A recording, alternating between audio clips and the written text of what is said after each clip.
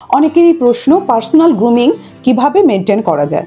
দেখুন, personal grooming এর chapter অনেক বড়, কিন্তু সেটা আপনার শারীরিক গঠনের উপরেও ডিপেন্ড করছে।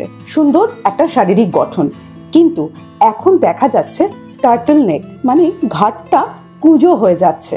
ম্যাক্সিমাম বাচ্চাদের, ম্যাক্সিমাম ছেলে মেয়েদের, প্রত্যেকের, আমি শুধু বাচ্চাদের বলবো না, প্রত্যেকের এই টার্টল নেকটা হয়ে যাচ্ছে।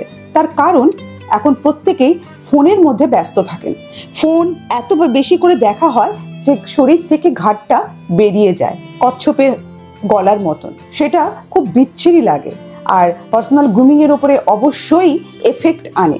তাই আমি আপনাদেরকে বলবো, মোবাইল দেখছেন দেখুন, কিছু করার নেই, কারণ আপনি প্রত্যেকেই এই মোবাইলের শিকার, মানে আমাদের নেশা, না দেখলে আমরা কেউ থাকতে পারবো না। কিন্তু একটু এক্সারসাইজ করতে হবে, বিশেষ করে ছোট্ট ছোট্ট বাচ্চা ছেলেমেয়েরা, যাদের কিনা পুরো জীবনটাই পড়ে রয়েছে।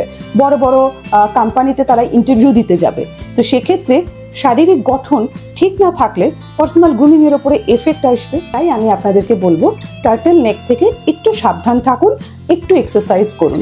একটু এক্সারসাইজ করলেই কিন্তু আমরা এই টার্টল নেক প্রবলেম থেকে বেরিয়ে আসতে পারবো। ভালো থাকবেন আপনারা।